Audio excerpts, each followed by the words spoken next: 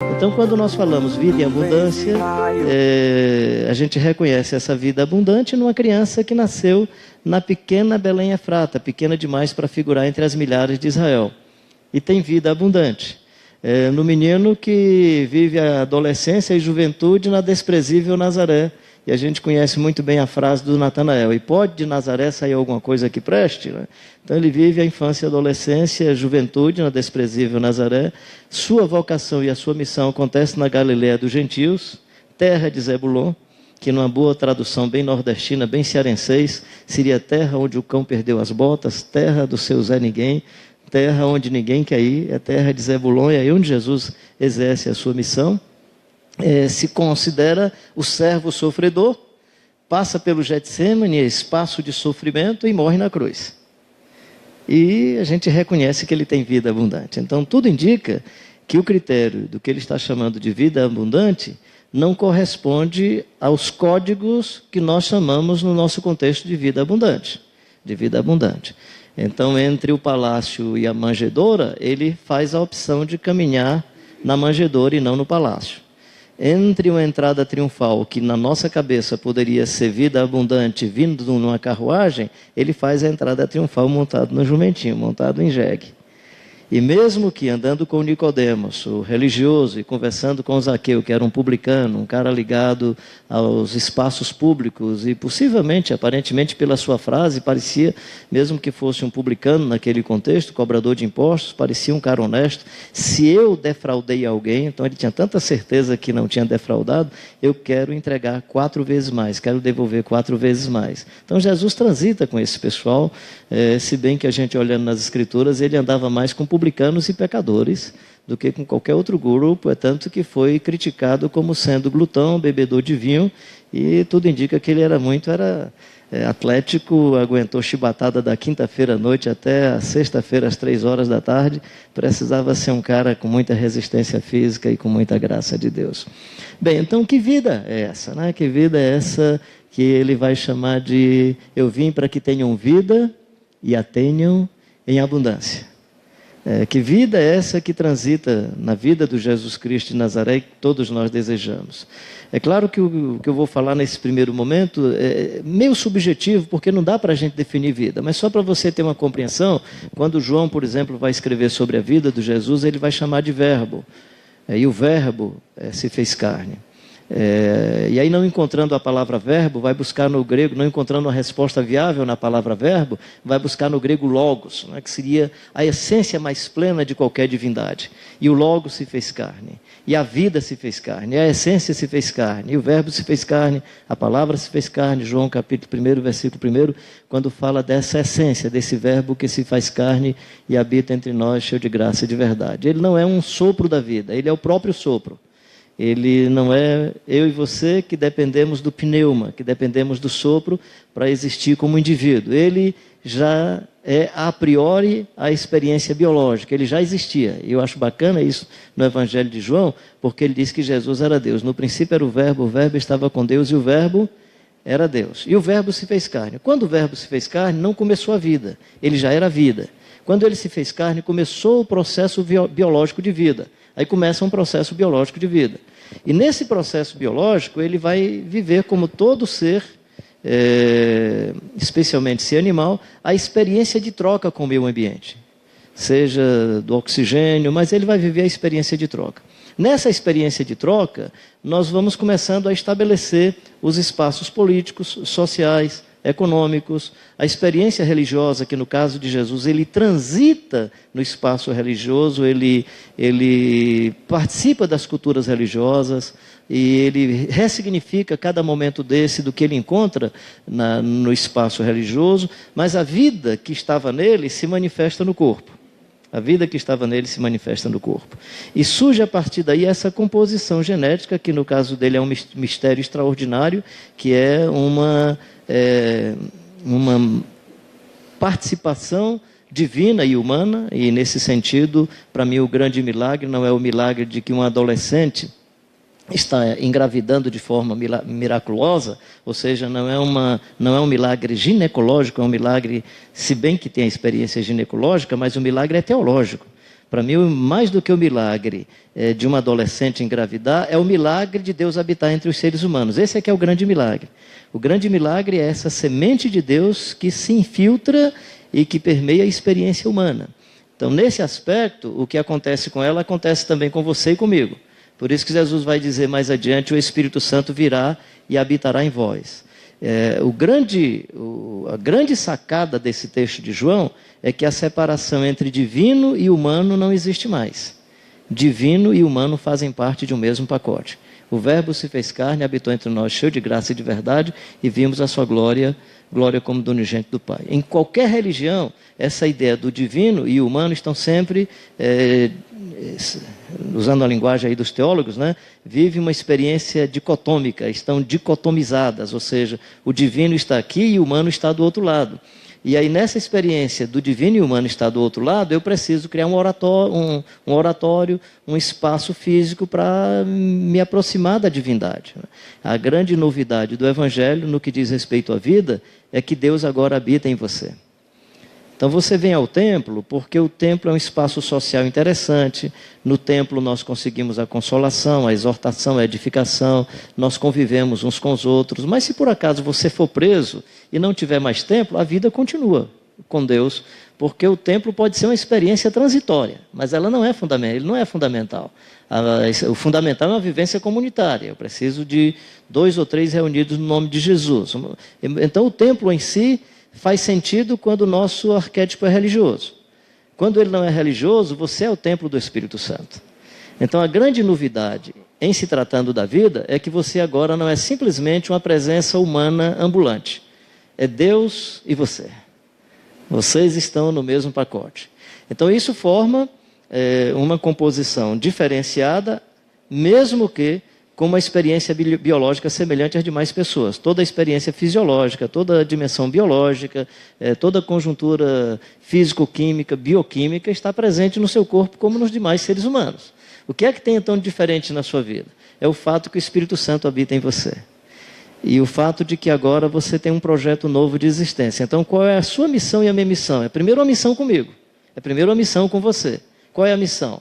Está escrito lá por Paulo. Todos nós fomos predestinados para vivermos conforme a imagem de Jesus Cristo, o Filho de Deus. Se você acredita nessa doutrina da predestinação, fica tranquilo. Se não acredita, põe pré-desenhado, pré-organizado para viver conforme a imagem de Jesus Cristo, Filho de Deus. Observa que não está falando de predestino para a salvação nesse texto. Esse texto está falando que tem um projeto de vida, eu tenho uma missão que é a imagem e semelhança do Jesus Cristo, o Filho de Deus. E que a minha missão é cuidar dessa imagem para que no final da vida eu possa olhar para trás e dizer, eu vivi bem a missão de construir imagem e semelhança de Jesus Cristo, o Filho de Deus. Então a primeira missão que tem a ver com a vida é que essa vida seja batizada pelo Jesus Cristo de Nazaré. É que nós possamos respirar e transpirar a vida do Jesus Cristo de Nazaré. É que toda a nossa existência seja marcada pela vida do Cristo, o Filho de Deus. Não é? Gandhi falava, não, digamos, com essa elaboração, mas uma frase que foi dele, muito conhecida, que no vosso Cristo eu acredito, eu não acredito no vosso cristianismo. E quando ele dizia no vosso Cristo eu acredito, é porque ele entendia Jesus como um projeto de vida. Você está aqui um cidadão, que eu não sei se vocês têm admiração por ele, mas ele numa entrevista disse uma coisa que eu achei muito interessante, que foi o Leonardo Boff. Ele disse uma coisa interessante.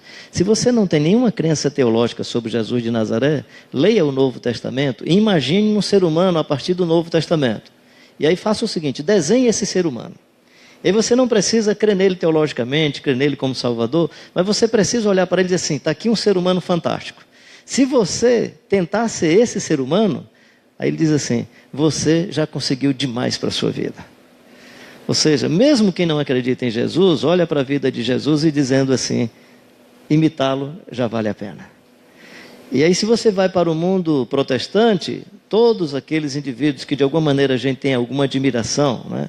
Como Martin Luther King, agora Billy Graham, que morreu, faleceu hoje com 99 anos de idade, que o seu grande sonho da vida era seguir e imitar o Jesus de Nazaré e tantos outros. Você vai para o mundo católico, Teresa de Calcutá, João da Cruz e todos os outros vão dizer que eles conseguiram ser o que eles eram porque olhavam para a vida do Jesus Cristo de Nazaré. Há vários lampejos na vida do Nelson Mandela, por conta da influência do bispo anglicano Desmond Tutu, que o Nelson Mandela muda de atitude e de comportamento a partir dessa sinalização da vida do Jesus Cristo de Nazaré. Então, de que vida nós estamos falando? Estamos falando da vida do Jesus de Nazaré, que pode significar para mim e para você morrer precocemente. Ele mesmo viveu 33 anos e meio. O priminho dele, João Batista, foi degolado muito cedo. Então, que vida abundante é essa que nós estamos falando? Que pode, às vezes, não representar cronologicamente uma vida vivida por muitos anos. Eu estou me sentindo em casa, desculpa colocar assim uma coisa muito pessoal. Quando perguntam assim, qual é a sua idade, Carlinhos? Eu digo, a cronológica é 63, né? Mas a vivida, sem nenhuma arrogância, está por volta de 289 anos, né? Eu vivi 3 anos num país em guerra, aí eu não consigo. O que eu aprendi, o que eu entendi de complexidade da vida, de sofrimento das pessoas, de arriscar, de perceber proteção e graça de Deus, não dá para contar como se fosse 3 anos. Foi de 91 a 93, só eu conto 30. Né? Só eu conto 30. A menina que hoje eu sou esposo, vamos fazer 40 anos de casado, era de uma família muito conservadora. Eu fui conseguir dar o primeiro beijo com 4 meses de namoro. E depois que deu o primeiro beijo, que disse que estava levando a vida a sério, aí ela com 14 anos, eu com 17, e não dá para a gente casar agora, mas o sonho é a gente casar no futuro. Aí ela chega para mim e diz, não, a gente casa, tudo bem, mas não vai ter esse negócio de sexo. Eu digo, não, vai não, negócio de sexo, deixa isso para lá. Né? Sabia que ela era crente, levei o livro de Cantares no dia seguinte. Aí fui ler o livro de Cantares para a menina. Beija-me com os beijos da tua boca, o teu umbigo parece uma taça que dá para a gente colocar vinho e não sei o quê. E fui lendo o livro de Cantares. De tal maneira que daí para frente, toda a vida que a gente se encontrava, ela, Senhor, põe um anjo entre nós dois, né? E quando eu ia para casa, o anjo ficou amassado. O bichinho deve ter ficado sufocado hoje, né? Então, aí não dá para você pegar, conquistar um beijo, depois de 4 meses, dizer que isso é beijo de 3 minutos. Não dá, isso é uma vida. Eu lembro até hoje, né? Então, você decide se você quer contar a sua vida de maneira cronológica ou se você quer contá-la pela intensidade vivida. Então, tenham vida e a tenham em abundância, depende de como eu elaboro a existência. Depende do qual o significado ou ressignificado que nós damos a cada situação da vida. Razão pela qual algumas pessoas podem receber uma bênção extraordinária e transformar isso numa desgraça. Eu tenho conhecido pessoas que passam pela enfermidade e pela doença e transformam isso numa coisa maravilhosa, num momento novo para a existência. Gente que padece certas situações que outros não padeceriam com a mesma grandeza e consegue transformar isso numa experiência extraordinária. A Maria Madalena, por exemplo, o João não consegue dizer que o lugar que Jesus morreu era Calvário. Mateus, Marcos e Lucas dizem que é Calvário, mas João não. Parece ali uma sensibilidade feminina, levando perfume para jogar sobre o túmulo de Jesus. Aí já era madrugada, ela viu um moço andando, achou que era o jardineiro, pensando que era o jardineiro, começou a conversar com ele, perguntando ao jardineiro, onde é que está o corpo do meu senhor? Aí Jesus olha para ele e diz, Maria. Aí quando ela disse Maria, ele, Rabuni, é o Jesus, não é o jardineiro. Como é que o João então explica que no lugar de caveira, Calvário, que é de fato esse lugar, como é que o João explica que tinha jardim e tinha jardineiro? Ninguém tinha visto. O lugar era tão tenebroso que ninguém percebia o jardim. Então precisa alguém com sensibilidade feminina, que gosta de flores, que gosta de perfume, desse negócio todo, para ter percebido o jardim. Então, o que era para todo mundo o Calvário, para Maria Madalena, não é Calvário, é jardim. E aí João tem que escrever, no lugar onde Jesus fora crucificado, capítulo 19, versículo 41 de João, no lugar onde Jesus fora crucificado havia um jardim e nele um sepulcro novo onde ninguém houvera sido posto.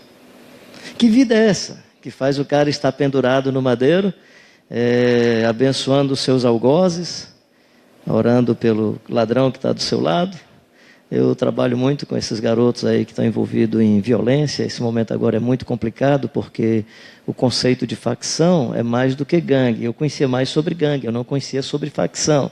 E facção tem braços controladores para além do Estado. Às vezes o controle está no Rio, São Paulo, às vezes por causa do Porto de Pecém, é um controle internacional. O negócio é muito mais complicado, né? E aí eu me lembro que eu falando isso, a pessoa diz, se você gosta de bandido, leva para sua casa. Eu digo, cara, o pior é que eu aprendi com Jesus que fez isso, né? Hoje mesmo estarás comigo no paraíso. Então quem primeiro me ensinou a levar caras que não presta para casa foi Jesus. Eu hoje mesmo estou dizendo que você faça isso, não. Estou dizendo assim, pensar o que é vida abundante, o que é que nós estamos chamando de vida abundante, gente. Quando a gente fala em Jesus. Então o corte que eu estou dando aqui para você, de vida abundante, é a vida segundo os critérios do Jesus Cristo de Nazaré. Que pode significar o Estevão sendo apedrejado e dizendo, eis que vejo os céus abertos e o Filho do Homem que está em pé à direita de Deus. Me dá a impressão que ele está dizendo, eis que eu estou chegando, ele está pronto para me receber. Né? Essa coisa bonita da vida e da existência. Então, essa é a vida. E essa vida, por conta da sua chegada, ela vai dialogar com o ambiente, que é o caso de Jesus. Vai transitar entre os ambientes. E aí Jesus transita nos espaços culturais, Jesus transita nas ambiências religiosas. Eu sei de alguma coisa porque eu leio nos evangelhos. Hoje o que eu sei é porque eu percebo nas pessoas. Então, por exemplo, eu pego aquela seleção do Tafarel, Jorginho, né? Espero que continue assim. Esses caras nunca foram denunciados de nada. Me parece um pessoal de vida muito bonita. Do João Leite, que não transforma o Tafarel no seu concorrente quando ainda jovem, o Tafarel ainda jovem, jogando como reserva dele no Atlético Mineiro. E o seu grande sonho, porque era um seguidor de Jesus, era que o Tafarel o substituísse no time titular do Atlético. Mas não só aconteceu isso, não só substituiu no Atlético, substituiu na seleção brasileira. Ou seja, eu percebo que se as pessoas estão marcadas pela vida do Jesus Cristo de Nazaré, naturalmente em missão, seja no esporte, seja no ambiente artístico, seja em qualquer espaço cultural, elas podem levar o Evangelho de Jesus. Eu acredito que isso pode acontecer nos esportes, eu acredito que isso pode acontecer na cultura, eu acho que isso pode acontecer no ambiente artístico, eu acredito que o Evangelho pode até chegar também nas igrejas. Certo? Com isso não estou só fazendo a crítica, eu estou dizendo que Jesus transitava e marcado por essa boa notícia, eu estou chamando de evangelho a boa notícia que ele traz do reino de Deus. Essa boa notícia a respeito da vida. Ele vai num casamento e no casamento essa boa notícia chega. Ele vai para as reuniões judaicas e aproveita uma chance, tudo indica que ele nem fazia parte da liturgia. Mas havia um momento em que as pessoas podiam ler alguma coisa. Ele pega o livro do profeta Isaías e lendo o profeta Isaías, ele diz, hoje se cumpriu essa escritura. E fala sobre a sua missão. Então, como tendo vida, assumiu um corpo, o verbo se fez carne e habitou entre nós. Você que é uma essência de Deus, você é um sopro divino, assumiu um corpo, mora hoje em Fortaleza, não sei onde é que você mora, tal, mas mora em algum lugar, você tem uma experiência histórica, geográfica, sociopolítica, econômica, é assim que acontece com a gente, você assumiu isso. Como é que então você dialoga com isso? Para cumprir a missão. Cara, legal, tá vendo? Você já está cumprindo missão, ajudando um cara a sobreviver. E no diálogo com a água. Ok, então veja bem. Como é que você vai então fazer missão? Primeiro, você precisa se tornar uma presença ambulante do Jesus Cristo de Nazaré.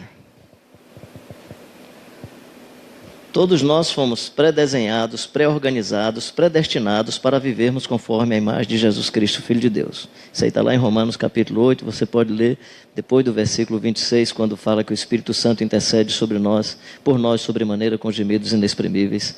Segundo aos Coríntios 3, 16 e 17, quando fala de liberdade, onde é o Espírito do Senhor, aí é a liberdade. Geralmente você vai escutar essa frase para a gente cantar, né? A gente vem de uma geração, eu venho da geração que bater palma nos cultos não podia, balançar um pouquinho o corpo não dava certo. E aí vem toda uma outra geração nessa busca da libertação litúrgica, e em nome dessa busca, vai buscar qualquer texto bíblico, onde é o Espírito do Senhor e a liberdade. Então esse texto é muito usado para isso, nada contra essa utilização, mas pode observar que o texto não está falando de liturgia, o texto está falando de vida humana. Aonde há o Espírito do Senhor, aí a liberdade. E todos nós, com o rosto, com os olhos desvendados, porque ele estava falando do véu que encobria, que era o véu da religião. O véu rasgou-se de alto a baixo, revelou-se o Cristo Jesus, e agora nós entendemos. Por que nós entendemos? Porque nós temos a liberdade de ser transformado, segundo os Coríntios 3, 16, 17, de ser transformado de glória em glória até a imagem de Jesus, o Filho de Deus. E aí, quando você está sendo transformado de glória em glória até a imagem de Jesus Cristo, Filho de Deus, você está encontrando o sentido da vida. Isso acontecendo, você pode chegar um dia no seu túmulo, imagina você chegando no final da vida, olhando para trás, você é aquele tipo de defunto que está com o cérebro legal, muito lúcido, olha para trás e diz assim, valeu a pena ter vivido. Consegui o meu projeto de existência. Eu quero cumprir esse meu projeto de vida. Eu não imito a Jesus direito, mas eu tenho sido cativado, como você também tem sido, pelo Espírito Santo a imitá-lo. E se você seguir Jesus e procurar imitar Jesus, você não será melhor do que ninguém. Você só será melhor do que você há 10 dias atrás. Você será melhor do que o que você foi ontem. O referencial é o Jesus de Nazaré e o objeto de avaliação é você ontem. É você na semana passada. Por isso que o meu sonho de final de vida é ir a pé para o cemitério. Meu grande sonho. Meu grande sonho. Não porque eu gosto da vida. Aliás, porque eu gosto da morte. É porque eu gosto da vida. Eu amo a vida. Então eu tenho pedido a Deus, eu moro ali em Caucaia, na rua Coronel Corrêa, até o Parque da Paz, que é o lugar que eu gostaria de ser sepultado, que é onde ficou meu pai. Já tem 2 irmãos por lá, alguns parentes. Se for lá, tá legal. E aí eu já fiz o cálculo. Dá mais ou menos 1h30 a pé.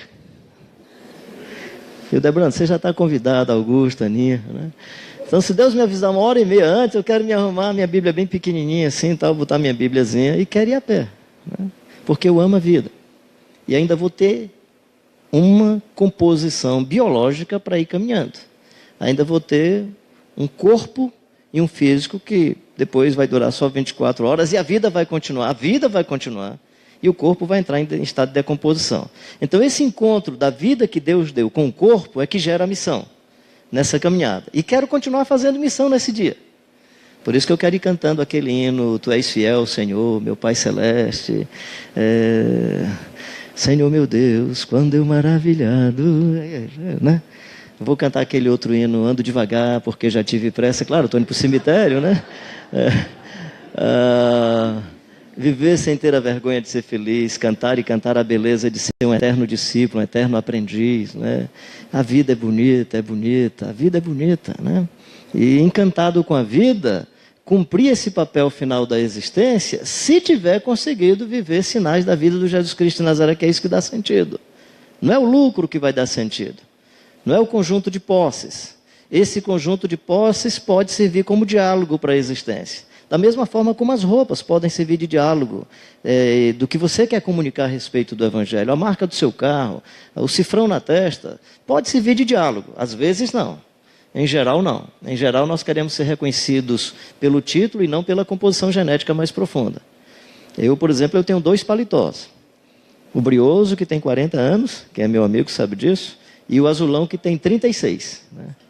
Um dia eu fui falar num congresso, aí quando eu cheguei, todo mundo, claro, tinha que pagar a conta e tal. Aí eu fui chegando, aí a mocinha disse, o senhor já tem crachá? Eu digo, não, minha querida, ainda não deu tempo eu fazer a inscrição. Então o senhor não pode entrar. Eu digo, tá bom. Aí fiquei sentado. Daqui a pouco o pastor chegou, Carlinhos, cantamos 2 hinos, já está passando a hora de você. Eu digo, eu estou aqui há uns 25 minutos. Aí ela disse, o senhor é pastor Carlinhos? Eu digo, sou, querida. Por que o senhor não me disse? Você não me perguntou? Eu cheguei em casa e fui falar com o Brioso, que é o paletó mais chique, que só quer ir para casamento chique, culto de formatura. Aí eu disse, Brioso, eu fui acolá, cara, me barraram na entrada. Ele, claro, você não me levou. Se você tivesse me levado, tinham perguntado o seu nome.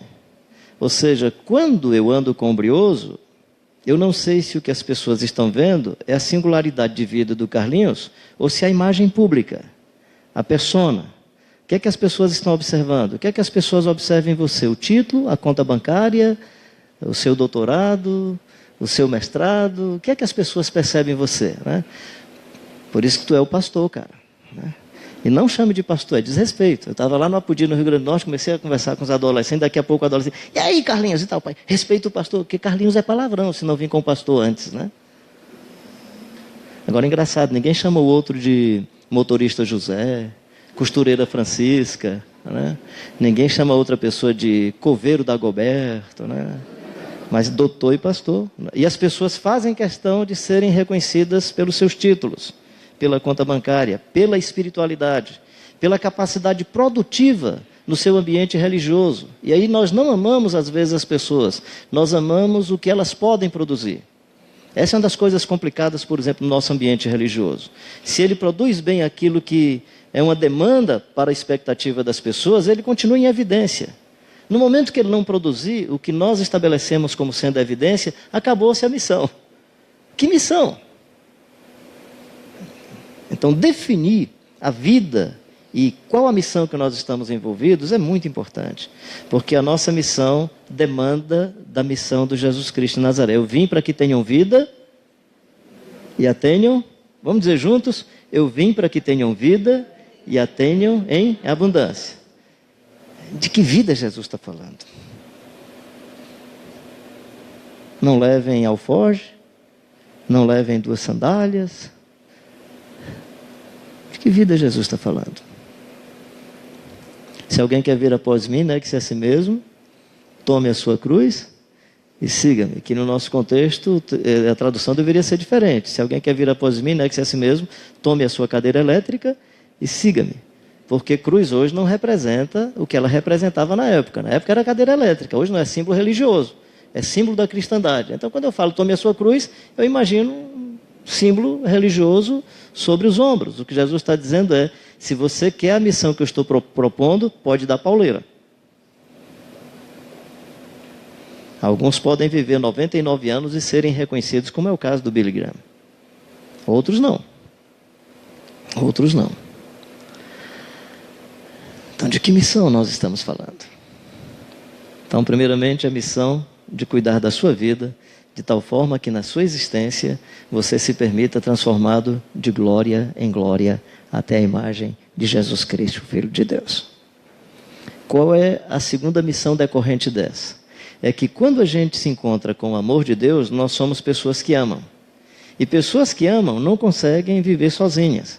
Pessoas que amam precisam de um ambiente comunitário. 2 ou 3 reunidos em nome de Jesus. Pai nosso que estás nos céus, pão nosso de cada dia, perdoa as nossas ofensas, sempre primeira pessoa do plural.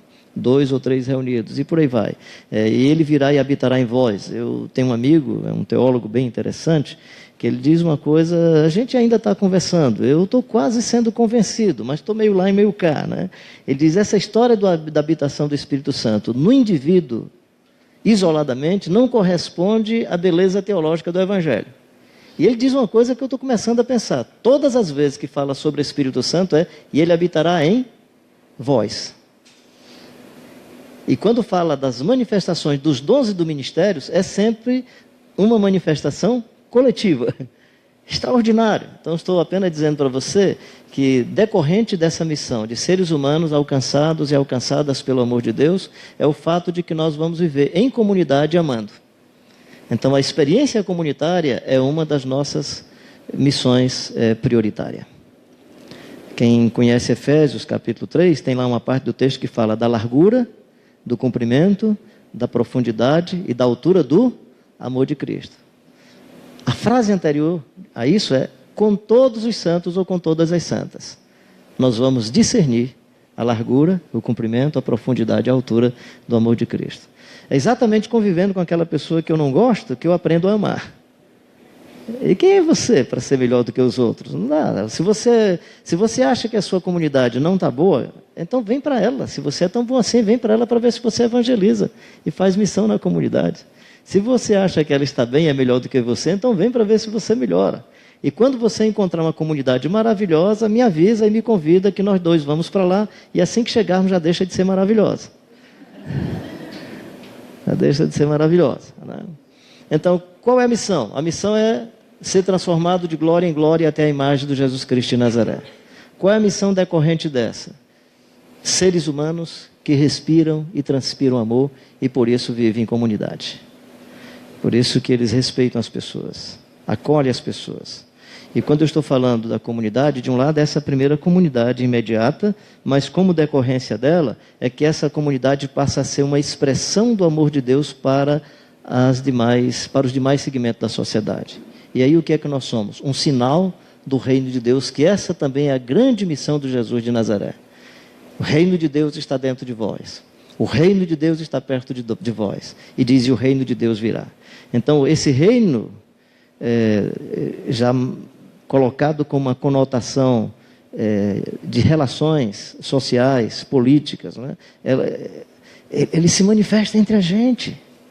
E olha que coisa bonita dessa nova sociedade, que é esse grupo que se reúne em nome do Jesus Cristo. Olha que coisa linda, né? Os últimos serão os primeiros e os primeiros serão os últimos. Olha como tem esperança para mim. Os maiores serão menores, os menores maiores. Minha tentação é de querer ser maior em algum lugar desse universo, né? O que é que esse texto está dizendo para nós? No reino de Deus, as hierarquias são invertidas. Jesus chega para os discípulos, no momento que eles estão reconhecendo que Jesus é o Mestre e Senhor, ele diz, vocês me chamam de Mestre e Senhor, e vocês dizem bem porque eu sou.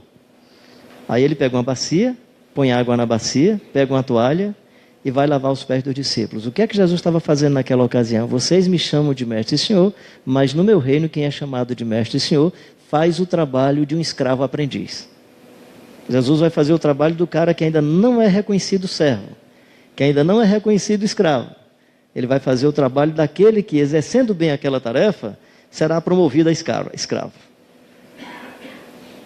O que é que isso significa? Qual é a lógica, por exemplo, da cátedra? Tem toda uma arquitetura e um design em qualquer cátedra. Às vezes, para facilitar a comunicação. Por exemplo, eu estava preocupado, eu falo dali de cima, eu falo lá de baixo, né? Eu falando lá de baixo, pode acontecer o que me aconteceu aqui no Parque Iracema, no Jardim Iracema, falando para umas 100 senhoras, aí o microfone não estava legal, eu perguntei, vocês aí atrás estão me ouvindo? Aí a senhora, ouvindo eu estou, não estou ali vendo. Então eu fico nessa crise, se eu fico aqui ou se eu fico do lado de cá. Para falar sobre o reino de Deus, o ideal era que eu ficasse ali e não aqui. Por que o ideal é que eu ficasse ali? Porque a lógica da cátedra, catedral da fé, do espaço religioso, a lógica é que o lugar tem que ser um lugar mais alto, para sinalizar que os caras que estão em cima, eles são mais importantes do que as pessoas que estão embaixo. As cadeiras que estão em cima, geralmente são melhores, mais confortáveis e mais bonitas do que as cadeiras que estão embaixo. E se tem uma hierarquia, na forma de organização, você pode observar que as cadeiras correspondem também aos títulos e às hierarquias que os indivíduos têm. Desculpa se você é do mundo católico, mas aí você vai ter os ministros da palavra, os padres, o sacristão no outro espaço, o bispo e o papa. Não é?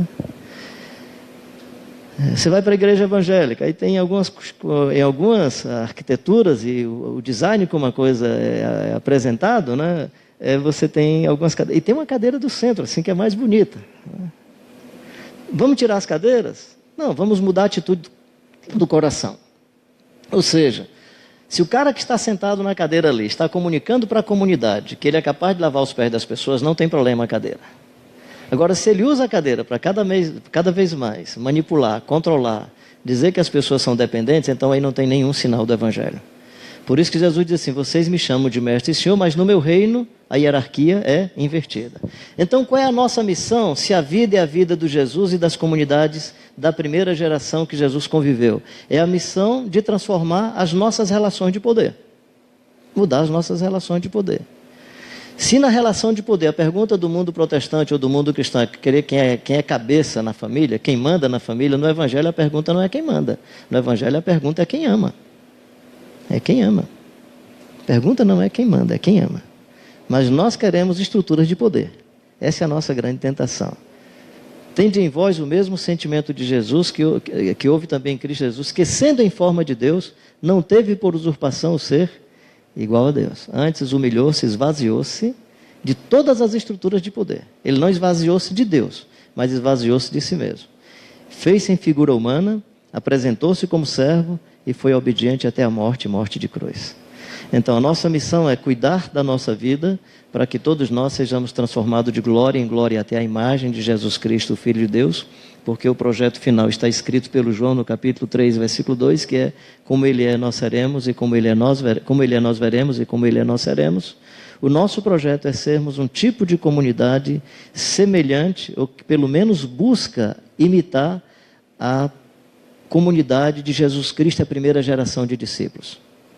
Qualquer outra comunidade, depois de Jesus e a primeira geração de discípulos, é a comunidade que precisa passar pelo crivo e a avaliação desse núcleo básico que é a comunidade do Jesus de Nazaré. Então a nossa missão é descobrir esse jeito do Jesus Cristo de Nazaré e a sua comunidade, para que essa experiência sirva de modelo de comunicação, de anúncio das boas novas e ao mesmo tempo de denúncia de todas as mazelas e de todas as maldades da nossa realidade. E qual é a nossa missão? Sinalizar o reino de Deus. O reino de Deus não é comida nem bebida, mas justiça, paz, alegria e gozo no Espírito Santo. Então a nossa missão é sinalizar o reino de Deus. A nossa missão é trazer para o nosso contexto aquilo que diz respeito às demandas da nossa realidade. Por exemplo, nós somos a cidade do Brasil com o maior índice de violência de garotos de 12 a 19 anos de idade, mais do que Rio, São Paulo, qualquer outro lugar. Nós disputamos com Vitória no Espírito Santo e Recife o maior índice de violência contra o ser feminino. Nós somos a cidade que bater na mulher, agredir a mulher, oprimi-la do ponto de vista psicoemocional. Eu desconfio de algumas coisas. Eu posso estar equivocado. E é por isso que eu não tenho algum tipo de humor que eu não participo, né? Se tivesse piada com louro, aí eu também faria com as louras, mas só tem com loura. Então me parece que é uma questão de gênero. É só com as meninas. Não tem piada com sogro, só tem com sogra. Então me parece que é uma questão de gênero. E no meu contexto cearense, quando um cara é legal, quando o cara é ruim, aliás, quando o cara não presta, ele é um égua. Quando ele é muito ruim, ele é filho de uma égua. E quando ele é bacana?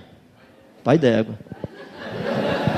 Ou seja, quando é bacana é masculino, quando não presta é feminino.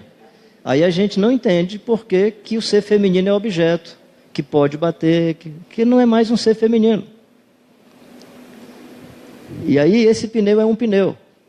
E o ser feminino, não estou generalizando, desculpa, estou só dizendo porque isso interessa a propaganda, vai lá do lado do pneu. Então, se esse pneu é um pneu, quem que é um pneu? E aí daqui a pouco ela é também mercadoria. Se a violência começa na linguagem, no humor, se a violência está na propaganda econômica, não demora que ela venha para o punho.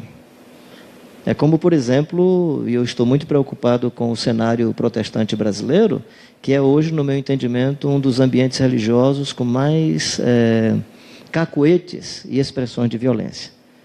Peguei meus inimigos e os atravessei. Né? Posso pisar numa tropa e saltar a muralha, que é uma música bacana para cantar nos presídios, que os caras estão doidos para pisar na tropa e saltar a muralha. Né?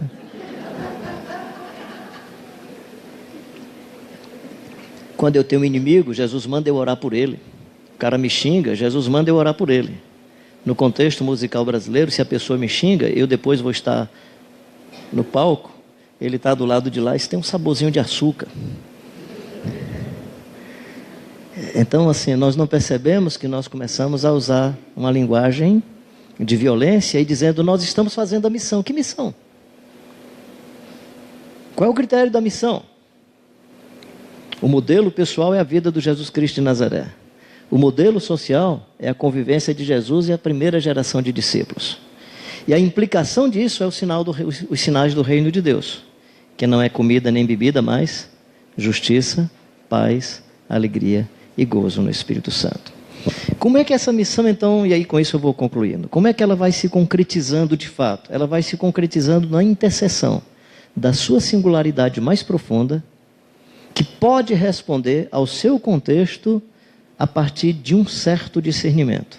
Então, se a gente pudesse fazer assim 3 círculos, né, e achasse aqui o ponto de interseção dos 3 círculos, o pessoal aí de matemática pode desenhar isso melhor do que eu, mas se você pegar os 3 círculos e num deles você colocar contexto social, político, econômico, cultural, no outro você coloca a minha singularidade humana e no outro o discernimento da vontade de Deus. Eu acredito que a missão é exatamente a interseção disso. Alguns exemplos bíblicos. O Moisés tem um tipo de singularidade. Que tem na mão Moisés? Ele não diz que é uma vara qualquer. Quando Moisés diz um cajado, ele está se referindo ao instrumento de conduzir rebanhos, especialmente caprinos e ovinos. E quem conhece mais ou menos o mundo da zootecnia, sabe que caprinos e ovinos não adianta você conduzir com a linguagem que se chama de tanger, como você faz com o gado. Né? O gado, os bovinos, você pode ir a cavalo aqui atrás. Tal. Se você fizer isso com um rebanho de caprinos e de ovinos, eles se dispersam. Você tem que ir à frente. Ou condiciona com algum tipo de voz, no caso dos ovinos especialmente, eles não enxergam bem, mas escutam bem. Por isso que Jesus diz, as minhas ovelhas ouvem a minha voz, eu as conheço e elas me seguem. Jesus sabia que os ovinos escutam bem, por isso que tem o chocalhinho para chamar os ovinos. Né? Então, o Moisés quando diz, eu tenho um cajado, ele estava dizendo assim, eu sou cuidador de ovinos e caprinos. O que é que ele está dizendo? Eu sou o tipo de pessoa que tem uma experiência de vida, que vai à frente e os outros vão caminhando. Então Moisés não é um grande gerente, tudo indica que ele é um grande líder. É aquele que inspira, que gera confiança, que na caminhada da vida as pessoas reconhecem o seu caráter e a sua integridade, que é tudo que tem a ver com o líder. Diferentemente, não estou dizendo que os gerentes também não são bons, não são boas de caráter e tal, mas gerente, a relação dele com as pessoas é lucro, o resultado, a relação de custo-benefício e por aí vai. O líder não. O líder ele simplesmente inspira, por isso que eu não chamo ninguém de gangue de líder. É chefe, é cacique de gangue, mas não é líder. Líder é aquela pessoa que você se aproxima e você acredita, mesmo que ele não tenha nenhum poder institucional sobre você ou sobre a sua vida. Esse é o líder. É aquela pessoa que lhe conquistou na caminhada pela confiança, pela integridade, pelo caráter e por aí vai. Então Moisés é esse líder. O que é que o povo está precisando? O povo está precisando de uma libertação porque está debaixo de uma opressão. Mais adiante aparece um outro moço que é o Josué. O que é que o povo está precisando? O povo está precisando se estabelecer como pátria. Começa como grande tribo, aí depois uma grande nação e agora precisa ser construído como pátria. Aí já não é mais o Moisés, é o Josué. Eu gosto desse texto, né? Josué, meu servo Moisés é morto. Ou seja, um cara como Moisés, para outro assumir, o cara tem que morrer, senão o outro não assume. Vai ficar sempre atrapalhando qualquer um outro. Por isso que eu quero ser um líder ruim, que é para não viver muito tempo, senão Deus vai ter que me levar para outro assumir no meu lugar. Então, isso é um negócio legal comigo. Assim, toda igreja que eu deixo, ela melhora. E vai crescendo, né? Eu espero que quando for assim também com a minha família, quando morrer, que tudo fique melhor, né? Assim, então, só para dizer para você o seguinte, Moisés tem uma singularidade, o contexto espera assim um libertador, e o discernimento da vontade de Deus, então, é a interação de tudo isso.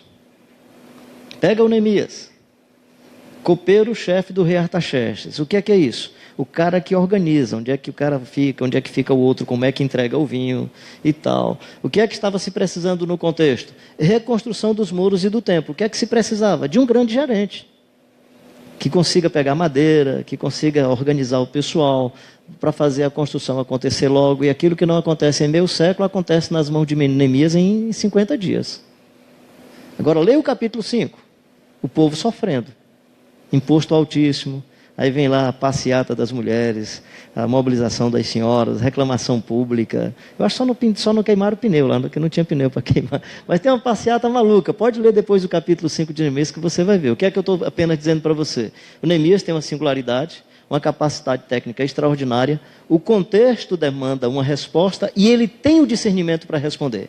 Então eu presumo que a nossa missão acontece nesse discernimento da sua singularidade, que é o que eu estava chamando logo no começo, dessa vida que vem de Deus, desse sopro da existência, e aí esse sopro assume uma composição genética só como ilustração. A minha composição genética não dá para cantar, gente.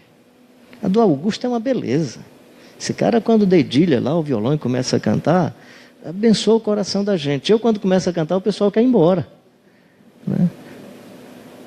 Eu descobri isso na vida, algumas coisas que eu fazia que as pessoas gostavam. Aí eu descobri que eu gostava de cantar. Só que no espaço público eu gostava e ninguém gostava. Eu joguei isso fora. Só tem um caso, no meu entendimento, de ministério ou de vocação, que dependendo do contexto, você gosta e as pessoas podem não gostar, que é o profetismo nos momentos de denúncia. Que aí você vai ver o Jeremias sendo preso o tempo todo, coitado do Amós arrebentado, o João Batista degolado a espada. Então, nesse caso, acho que é um critério interessante, né? Que é o cara que é profeta, que é um chamado de Deus assim muito... Não é brincadeira. Eu não sou profeta, penso que não. Mas eu estava uma vez assim, numa casa de família, aí o casal disse, que bom, né, pastor, a gente hospedando um profeta.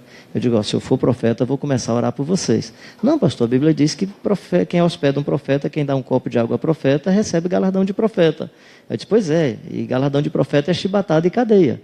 Então, é assim, pega o profeta, mata o cara e mata quem anda com ele.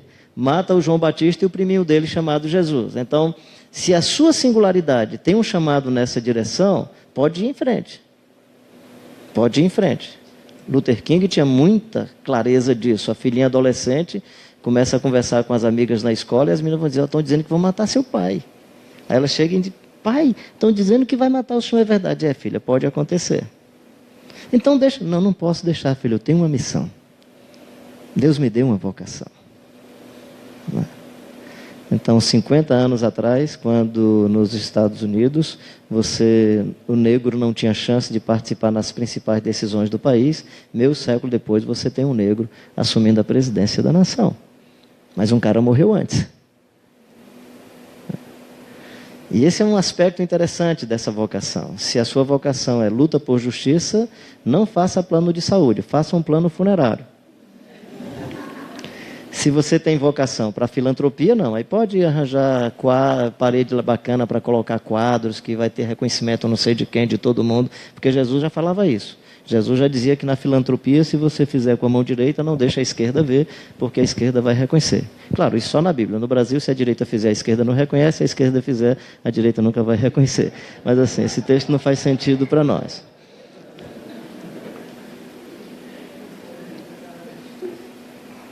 Então, qual é a nossa missão? Aí você tem que pensar qual é o seu contexto. Por exemplo, meu contexto é Fortaleza. Eu sei que tem esses cenários de violência. Eu não estou dizendo que todo mundo tem que estar nisso, né? Mas assim, tenho percebido as oportunidades, os espaços criados e a chance de estar, de alguma maneira, trabalhando com isso, né? Faço reunião com o pessoal, faço não, eles chamam, eu vou, o pessoal da Defensoria Pública, vamos ter um encontro agora no dia 15 de março, e por aí vai. Paulinho, um amigo meu que trabalha com ressocialização dessa moçada, recebeu agora um prêmio nacional, internacional, de alguém que tem um tipo de projeto novo que faz diferença nesses espaços, e é um chamado. Os outros têm que fazer isso? Não, se a sua singularidade tem a ver com isso, vai. Se a sua singularidade é poética, aproveita da poesia e faz as coisas bonitas, desde que o critério seja a vida do Jesus de Nazaré, as experiências comunitárias do reino de Deus e os sinais do reino de Deus para a sociedade. Porque senão, nós vamos fazer tanta coisa bonita, tanta coisa interessante, vamos cumprir tanta missão e Deus vai olhar de cima, meu filho, foi muito legal o que você fez, mas não tinha nada a ver com o que eu pedi para você fazer. Por isso que não basta não fazer. O problema não é não fazer, é o cuidado de fazer aquilo que Deus não pediu para você fazer. E pior do que não fazer, é fazer eficientemente o que Deus não pediu para a gente fazer. Então qual é o critério? Jesus Cristo de Nazaré. Jesus Cristo de Nazaré. Qual é a síntese disso? Mateus 5, 6 e 7. Se você quer a síntese, para você dizer assim, quais são os indicadores, se eu quisesse criar um standard para saber como é que é essa pessoa, como é que é esse ser humano, pega Mateus 5 e 6. Vendo Jesus as multidões, subiu ao monte, e como se assentasse, aproximaram-se os seus discípulos, e ele passou a ensiná-los dizendo, felizes, bem-aventurados, realizados com a vida, de bem com a existência, os pobres de espírito, porque deles é o reino dos céus. Bem-aventurados, felizes, de bem com a vida, os que choram, porque serão consolados. Felizes os mansos, porque herdarão a terra. Felizes os que têm fome e sede de justiça, porque serão fartos. Felizes os misericordiosos, as misericordiosos, porque alcançarão misericórdia. Felizes os limpos de coração, as limpas de coração, porque verão a Deus. Felizes os pacificadores, as pacificadoras, porque serão chamadas filhos, filhas de Deus. Felizes os perseguidos por causa da justiça, porque deles é o reino dos céus. Felizes quando mentindo vos injuriarem e disserem todo mal contra vós. Regozijai-vos e alegrai-vos, porque assim perseguiram os vossos irmãos históricos, os vossos primos históricos. Assim também perseguiram os profetas que viveram antes de vós.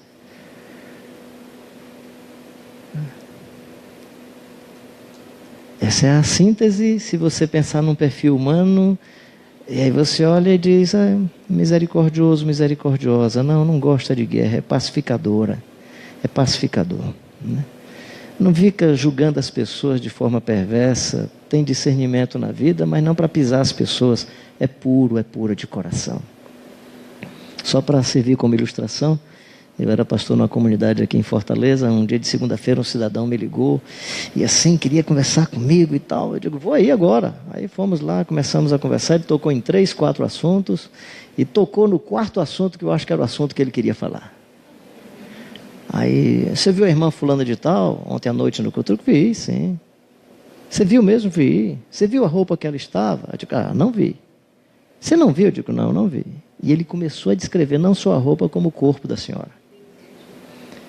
E aí, quando ele acabou de descrever, ele bateu assim a mão na mesa e disse, o que é que nós vamos fazer? Aí eu pus a mão assim em cima da mão dele, olhei para ele e disse, o que é que nós vamos fazer com quem, camarada? O que é que você quer dizer com isso? Cara, eu estou querendo dizer que você está enxergando demais. Você viu demais. Você viu demais, cara. Seus olhos estão terríveis, cara. Por isso, em se tratando da sensualidade, um cidadão qualquer vendo uma mulher bonita com o corpo exposto, a tendência é possuí-la. O religioso, a tendência é cobri-la. O discípulo, a tendência é cuidar dos olhos e do coração, porque Jesus disse que os olhos são a lâmpada do corpo. Se os teus olhos forem bons, todo o teu corpo será luminoso. Se os teus olhos forem maus, todo o teu corpo estará em trevas. Se por acaso a luz que há em ti for em trevas, quão grandes trevas serão. Coloquei só como uma ilustração, para você pegar essas bem-aventuranças e, dando uma olhada para elas, usar isso como critério de avaliação permanente. Olha para as relações que estão no capítulo 5 e depois no capítulo 6, tanto as relações com a espiritualidade quanto com a relação com as pessoas. Se você, sem motivo, tem alguma ira contra o irmão ou a irmã, sem motivo, olha que interessante, engraçado que Jesus disse assim, está escrito, não matarás. Então quando é que você é condenado? Quando você mata. Aí Jesus, se você, sem motivo, se encoleriza, repudia alguém, você já é digno de julgamento. Por que eu sou digno de julgamento? Se eu só, sem motivo, tive raiva do outro, não fiz nada com o outro. É porque quando você, sem motivo, tem raiva de alguém, você não está matando a outra pessoa, você está se matando. Quando você, sem motivo, começa a se encolerizar, na verdade, você está cometendo um assassinato que vai gerar toda a condição para assassinar qualquer outra pessoa. Por isso que Jesus diz que é digno de julgamento, porque você já está matando uma pessoa que Jesus ama muito, que é você. E aí, a disciplina de espiritualidade, como é que você sabe que a vida e a missão estão se concretizando? É quando você não usa as disciplinas de espiritualidade para projeção pessoal. Não ore em pé nas sinagogas, nas esquinas da praça. Jesus não está condenando a oração pública. Jesus está dizendo, cuidado para que a sua motivação não seja aproveitar o espaço público para se projetar. Jesus não condena alguém jejuar e ficar com o rosto arrebentado, desfigurado por causa do jejum prolongado. O que Jesus está dizendo é cuidado para não fazer disso uma forma de imagem pública. Das disciplinas de espiritualidade, eu gosto muito da peregrinação, é uma das que marca muito a minha vida. E aí uma vez eu estava lá ajeitando minha mochilazinha, né? E aí não dá para usar uma boina dessa natureza, a não ser que seja vivendo nas ruas de São Paulo, andando pelas praças da República, Viaduto do Pedroso, ficando por ali 4, 5 dias e tal, aí dá, porque mas no semiárido não dá porque o sol é quente, eu tenho que colocar chapéu de palha.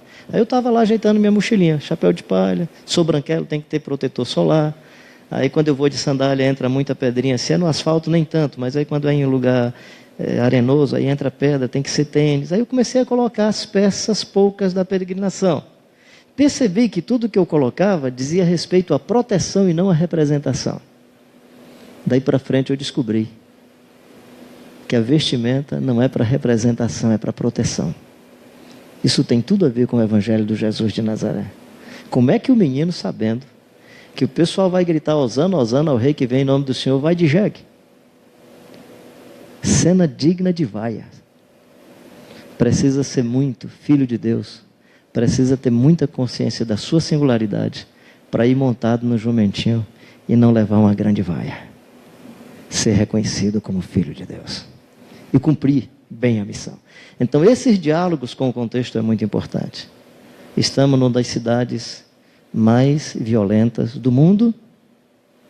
Estamos numa das cidades onde, especialmente na periferia, você consegue, conheço em um espaço de 120 metros mais ou menos, 6 placas de experiências do mundo evangélico, lá tal. E eu não estou dizendo que a igreja é culpada do que está acontecendo. Mas a pergunta é, se nós somos o maior país católico do mundo, e se nós somos o segundo maior país protestante do mundo, e somos um dos países mais corruptos do mundo, e somos um dos países mais violentos do mundo, que cristandade é essa que chegou no Brasil, que não serve como sal e luz do contexto onde nós estamos? Então, vida e missão. Qual a esperança que eu tenho? É que se tivermos a vida do Jesus de Nazaré, de alguma maneira teremos chance de transformar alguma coisa. Rogo-vos, pois, irmãos, pela compaixão de Deus, que apresenteis os vossos corpos como sacrifício vivo, santo e agradável a Deus, que é o vosso culto racional. E não vos conformeis com este mundo, com este século, com essa nossa realidade, com esse seu contexto, com esse seu ambiente, com o espírito da época, mas transformai-vos pela renovação da vossa mente ou do vosso entendimento, para que experimenteis qual seja a boa, perfeita e agradável vontade de Deus.